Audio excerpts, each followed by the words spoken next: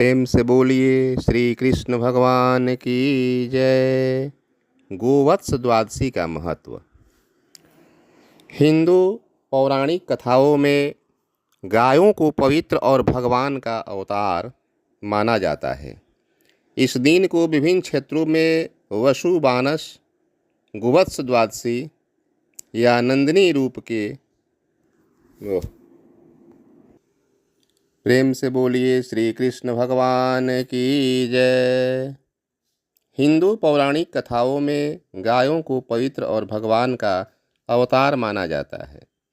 इस दिन को विभिन्न क्षेत्रों में वसु बारस, गोवत्स द्वादशी या नंदिनी व्रत के रूप में भी जाना जाता है। हालांकि यह त्यौहार सबसे प्रमुख रूप से महाराष्ट्र राज्य में मनाया जाता है, जहां यह गायों और बछड़ों के सम्मान से जुड़ा है। यह व्रत कार्तिक मास के कृष्ण पक्ष के द्वादशी तिथि को मनाया जाता है।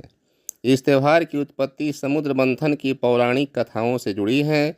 एक समय जब देवता और दानव समुद्र मंथन करके अमृत खोजने के लिए होड़ में थे, इस प्रक्रिया के दौरान उन्हें 7 महान देवताओं के माध्यम से उपहार के रूप में दिव्य गाय कामधेनु भी प्राप्त हुई।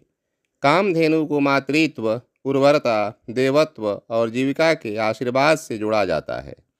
यह दिव्य पशु भगवान श्री कृष्ण विष्णु अवतार के साथ निकटता से जुड़ा हुआ है।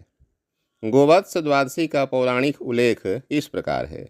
गोवत्स द्वादशी की कथा का उल्लेख हमें भविष्य पुराण में मिलता है। भविष्य पुराण में नंदिनी, दिव्य गाय और उसके बछड़ों की कहानी का उल्लेख हमें मिलता है।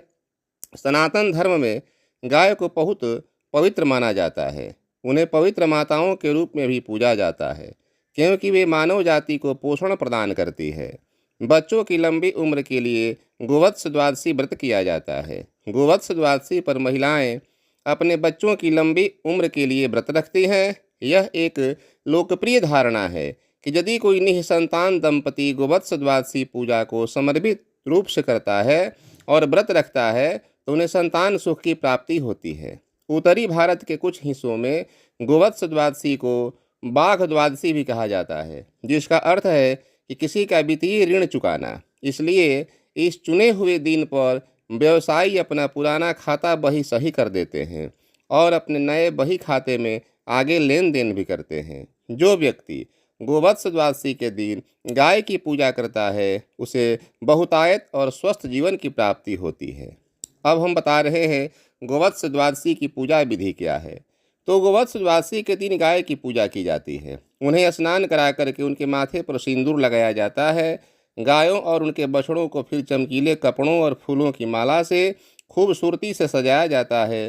गोवत्स द्वादशी के दिन यदि गाय नहीं मिलती है तो भक्त मिट्टी से गायों और उनके बछड़ों की मूर्तियाँ भी बनाते हैं।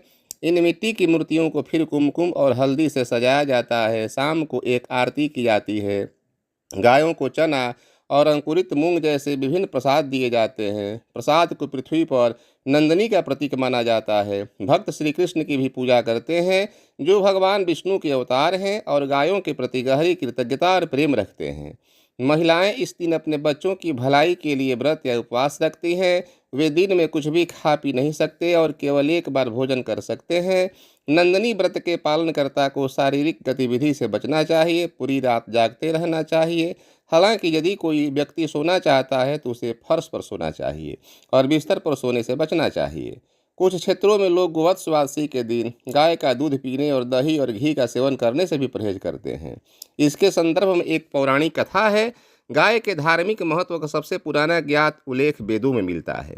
सबसे पुराना वेद ऋग्वेद है। गाय को धन और आनंदमय सांसारिक जीवन से जोड़ा जाता है।